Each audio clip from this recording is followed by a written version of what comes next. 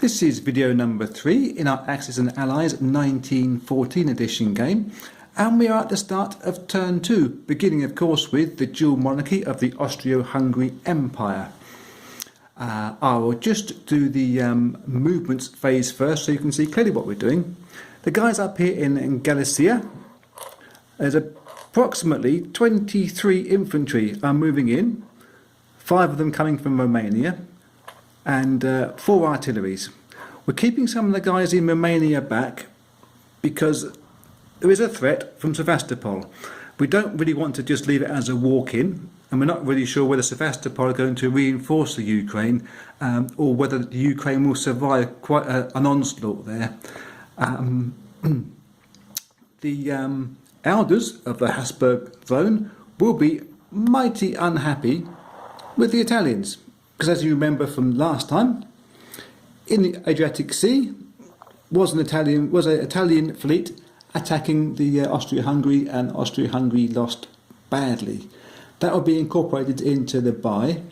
I think Austria-Hungary attacking back down here in Albania to try and gain some IPCs for them and take them away from the ITIs would be quite a good move. And also backing up into Venice down here. It does mean that the forces in Vienna that were probably going to push eastwards are now going to push back westwards to fill in, because Vienna was a bad loss for Austria-Hungary last turn, and it's the same with the plain. Now, where Russia and their Monty Ruskin's flying circus brought so many planes, upsetting the whole balance of things, this plane was going to go forward into the Ukraine for the attack, but I just think that if we do that, even though this attack should be a success, the plane will be left in a vulnerable position and may be more useful being brought down into the Venice attack, where it's certainly going to gain air superiority without opposition. So I'll show you the buy. There it is down there. One battleship to replace the SS Franz Ferdinand that was lost. I think it's 5 infantry and 1 guy. I might have lost count. And over here on the battle board is the massive attack. Isn't that the name of a band somewhere? It might well be. We have 4 of the infantries being promoted with 4 of the artilleries over in the Ukraine. We roll all those at 3 first and get just the 1 hit. That's not a good start. It does, however, leave 4, 8, 12, 16, 19 at 2s. Got to expect 5 hits from there to redress the balance. I can see a hatful. 1, 2, 3, 4, 5, 6 hits. So that's 6 off of the Russians,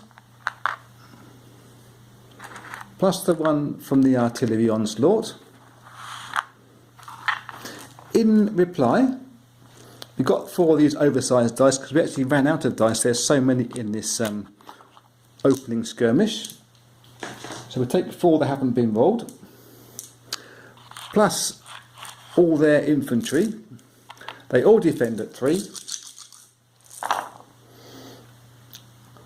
1, 2, 3, 4, 5, 6, 7. I think that's Russia have won that round. They will survive, but only just, and we'll see how their reinforcements rock and roll later on. The next battle I should put on the board will probably be in Albania. I'll see you in a sec. That is the excess from the Ukraine battle. About 16 Austria-Hungarians survived, but just the 2 Ukrainian infantry. Obviously a few artillery units in place, but it looks pretty dangerous over there. We'll fly down to Albania. That's the battle down there. It's on the board over here. Let's throw some dice. Austria-Hungary versus the Italian crew. There's 4 at 3 for Austria-Hungary and get just the 1 hit. They're not rolling good. And 4 at 2 and get 2 hits. That's a slight improvement. In reply, the Italians have 6 at 3 and get 3 hits, another score draw. Next up would be Venice. The Austria-Hungary crews seem to have the upper hand in Albania. They may take that region next go. I'm guessing they're going to leave Greece to be taken by the Ottoman Empire. And I think this battle down here in Venice, part of the reason why the crew from Vienna backed up back to the west and the south into Tyrolia, is because France's willingness to help out in Piedmont. I'm assuming that Venice is going to fall this go. We will find out. Over on the battle board, we have 2 artillery and 4 infantry attacking, but with air superiority, 2 artillery go up to a 4. So the air superiority gets a roll at 1 first and gets a hit. Nice! The infantry at 2, we go in reverse for a change. They both miss. The artillery supported at 3s, they get 2 hits. And the 2 artilleries with the air support at 4s, both miss. So just the 3 damage, so Venice will stay alive. Okay. In reply, the Italians there, all rolling at 3, and they get a massive 4 hits out of 5 dice. Ooh. That's a turnip for the cooks. I shall put that up on the board, adjust the IPC tracker, and see you when the Russians begin their turn. I know I said I'd see you after the Russians make their deliberations, but I've got a doubt. Have I made a mistake here? Have Austria-Hungary overcommitted themselves? They've gone a long way towards Russia and they're having some great success up there, no problem at all with that. Except down here we did bring the plane down because we were going to lose it if we were fighting in the Ukraine, we think. Problem being is, after that battle in Venice, all these forces that are in Piedmont, that are Italian, and all these guys that are in Tuscany, plus the French on their turn, can move in and just squash us down here. It's part of the reason why we backed up into Tyrolia in the first place and moved Budapest into Trieste. But I'm wondering if we would have been better just to hold the plane back. As it was, the artillery that obviously didn't fire correctly, but that's, that's just part of the dice rolls. But have we committed too much to one side without paying enough attention to our back door? With as much certainty as I can muster in an uncertain world, these are the purchases for Russia on turn 2. 9 infantry. I was thinking more along the lines of spending on artillery, but I think there's enough artillery pieces in place. Obviously, they're going to work really well with the excess of planes that we've got. Let's go over to Russia itself and show you what we're going to be doing with the pieces. We will have 2 units from Livonia moving into Poland to support the one guy that's there at the moment. One of the guys from Belarus is also going into Poland. That's going to add a bit more support. But the major difficulty we're going to be facing will be in the Ukraine. So the rest of the guys from Belarus are going into there with the 2 artilleries. That should be enough for one huge great battle. And the guys in Sevastopol, well, they're just going to hold their own because there is some pressure coming from Romania, just down here, and from Mesopotamia on the far right of the screen out of shot. The 4 planes, we're going to take one of them and move them 1-2 spaces into Sevastopol. That should bolster their artillery to dissuade an attack unless Mesopotamia were thinking about being really leery this go. One of the planes from Moscow will go into the Ukraine to boost up the artillery that's all there. And the other 2 are going to go into Poland to give themselves a good shot at gaining air superiority against that one German fighter that's in there. I think that's probably all we're going to do there. There may be one more artillery I might move around. I'll double check that before we roll any dice.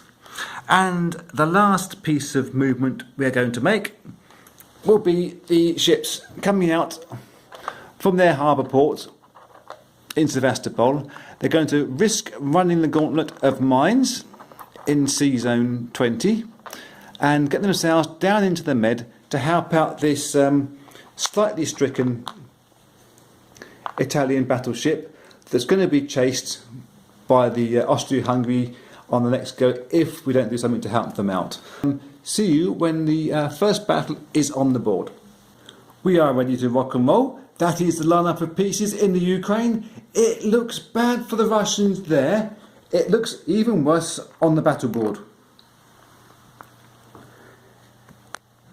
Yeah, that's well, you might say eek. First thing we're going to do is not that one though. Let's just double check those ships in the Med. We have two cruisers going from via Sea Zone 20 into 17, avoiding the mines. They both do, and the battleship that gets hit by the mines. Ooh, let's just knock that ship on its side and come back to that later on. That wasn't what we wanted to happen. So, Russian attack in the Ukraine.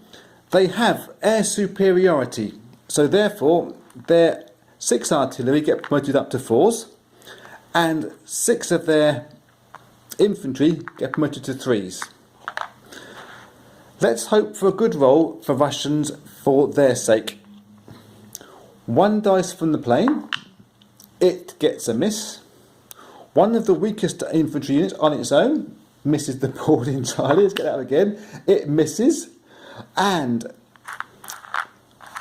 we have 6 artillery at 6 infantry at 3, should I say, and just 2 hits. This is looking like a devastatingly bad tactic of us buying those 4 planes in the first place. 6 at 4s and just 2 hits, a hatful of 5s. Oh, that looks very bad for the Russians. Only the 4 hits from all those rolls. They are facing 20 at 3. You're going to be looking at 6 or 7 off the Russians. See what happens as the dice roll. We have 1, 2, 3, 4, 5, 6. It's getting worse. 7, 8. Cocky dice there. Looks bad. 9, 10, 11, 12. Oh my god. That is the remainder of the Russian forces in the Ukraine. I did say it was possibly a risky strategy going for those planes early on, or even a stupid strategy. I may have just borne out my own ideas. The battle in Poland, that's ready to rock and roll. Let's do that one.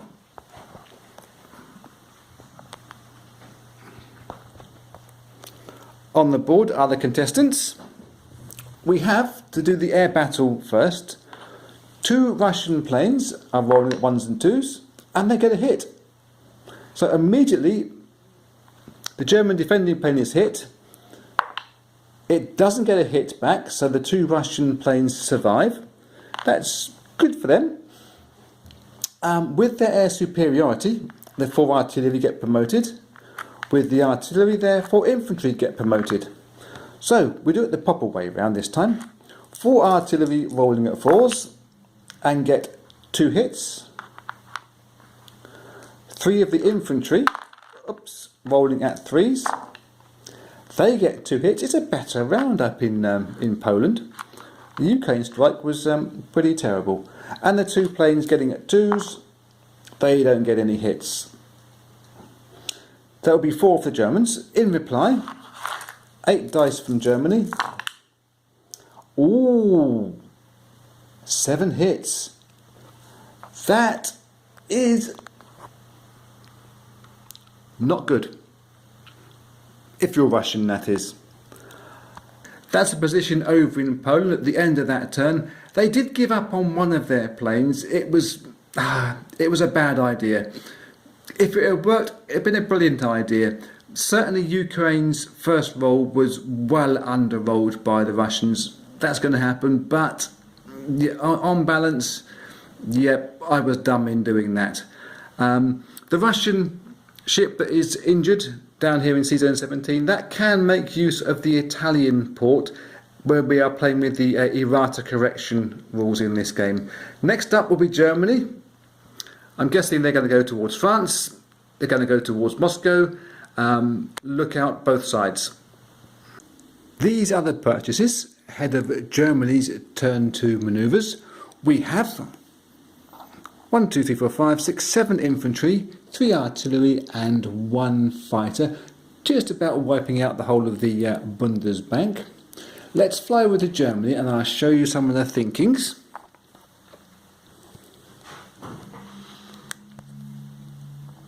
We think that moving forward units into Poland rapidly is a good idea. So these guys are coming from Prussia, infantry and artillery. We're not going to bother with moving the aircraft that way this turn, because we figure that, well, Russia are pretty much done this early. And if the Central Powers can get through to Moscow quickly and being careful not to trigger the Russian Revolution rules, it's going to benefit the Central Powers by getting those extra IPCs that they normally would have to sort of sit there on the board and not be used up by them.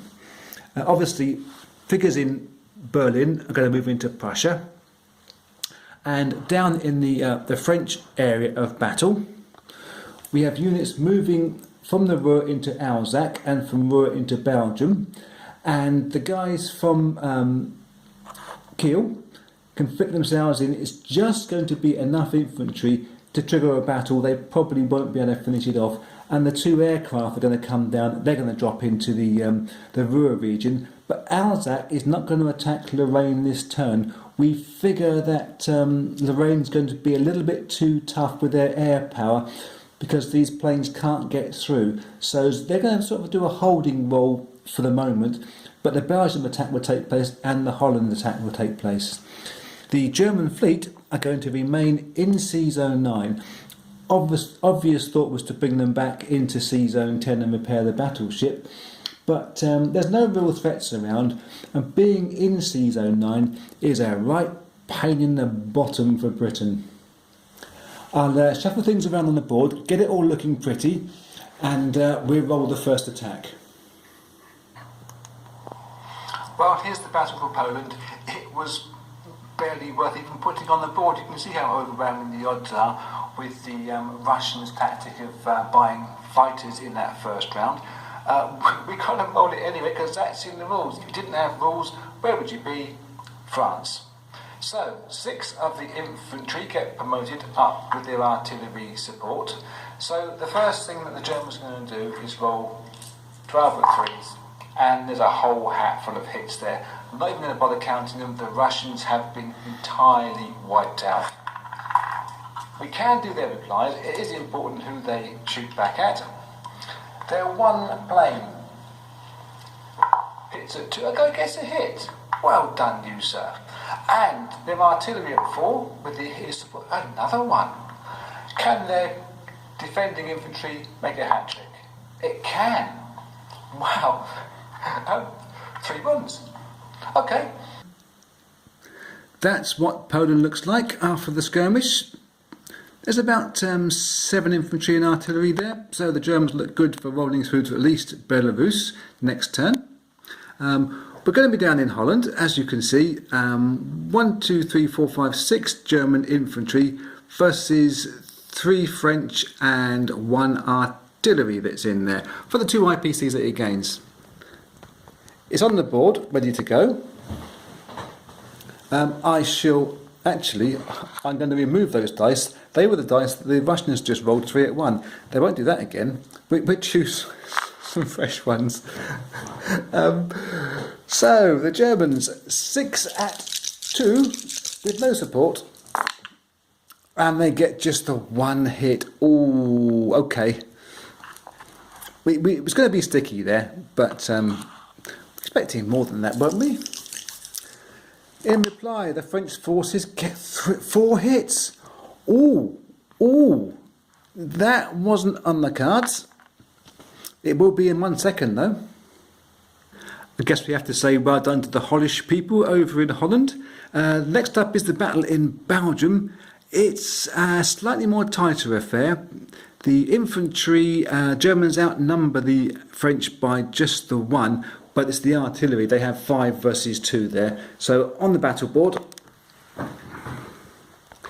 is what we have ready to roll. 5 artillery promoting 5 infantry. We have 10s at 3s, and we have 1, 2, 3, 4, 5 hits already. Ooh! And of the 2 remaining infantry, attacking at 2s, they both miss. All of the French forces there roll at 3s. And I see quite a few. 1, 2, 3, 4, 5 hits. I shall divvy that up and put the German reinforcements on. And then next is France. This is the French buy for turn 2. I can't tell you how long I spent pondering on this one. The buy itself is fairly straightforward. There's 1, 2, 3, 4, 5 infantry and 2 artillery. The pondering has been on what and when to do it. It's been good. I enjoy thinking about the tactics. Let me explain some of my ideas to you. Very simple things to do down here in North Africa is we're shuffling these units forward. Just generally, one at a time. They get there eventually. They're going to be help supporting the Brits against the Ottomans over in the Middle East, which is starting to look a little bit tasty, I think. Down slightly more southern from here, we have 2 guys in French West Africa. They are going to be attacking the 1 German guy here. But, you know, there could be casualties. They'll be rolling at 2s, they'll be rolling at 3s. So, from the Portuguese crew, 2 of these transport vessels are going to come down 1, 2 sea zones. They can come unaccompanied because they're not going into hostile waters. So they're going to bring all these 4 guys in. If it was hostile waters, then quite clearly they'd have to have some accompaniment with their battleship or cruiser. I think can both qualify or allow that qualification. Amphibious assault gives these 6 guys against 1. It's not fair, is it? But then nothing's fair in love and war. Over here, the 1 artillery unit that's left here will get on their 3rd transport vessel, move 2 sea zones into 15 and drop that off in Brest. And the big baddie ships are going to go with it. Only because the Germans are hanging around in the North Sea. We'll have to see what happens with them later on. Now, over in Europe, where it is slightly more complex, the crew from Burgundy split themselves up and went into Piedmont, which Dice Hair tells me, or reminds me not to forget what we're doing here.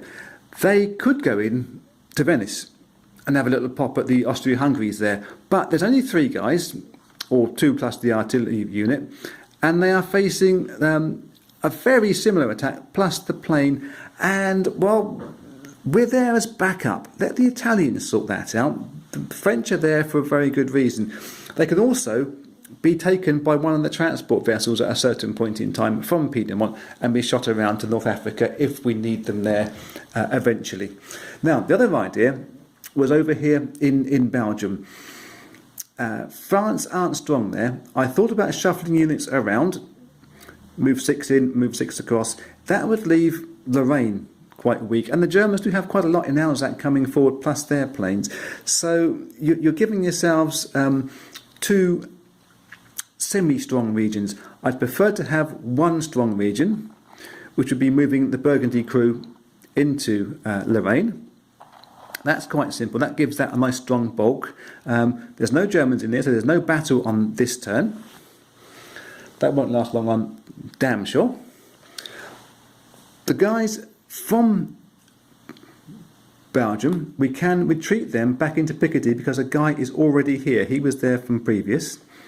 Provided you observe the rule of infantry last in, first out. No, first in, last out. Get me words the right way around. Then they can all go into there. It does give the Germans now 2 IPCs. Just the tracker straight away. 1, 2. So I don't forget that. There was a thought of leaving guys behind in there as like a blocking crew, but they're only going to get killed, and Germany will end up with 2 IPCs in anyhow. So it's not quite swings around, but it's economic decision. And obviously the guys here from Paris are all moving in to Picardy. So we're presenting a strong front as much as we can, even though we haven't got too much in the way of battling. It looks like a retreat, but it's a battling tactical retreaty thingy. And the one plane that's already in Paris, I think we would do better to put that in one place rather than 2. Again, if Belgium come forward, they're going to have a hard time. They will have air support with these artillery, which, yeah, that's going to be quite strong. However, I'm more concerned that the rain might fall because of the extra bunch of infantry that are there from the Germans with a massive artillery attack. So we're putting both the planes into there. All that's left to do, I believe, apart from mobilising the forces, which I can do off camera, will be to roll this one attack that's down here that we showed early on in North Africa, in the Gold Coast. Let's get that on the board.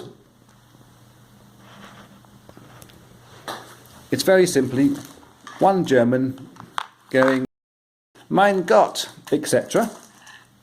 And we have 1, 2, 3, 4, 5, 6 Frenchmen, stout fellows and hardy. They're all going to be rolling at 2s. There's no support for them. And they do get a couple of hits, so they needed 1. And the one German guy, oh, he gets the 3.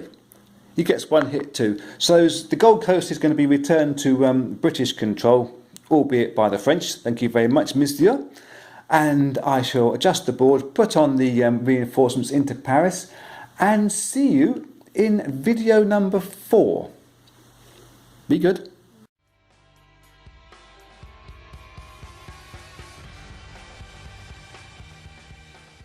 Blah, blah, blah, words.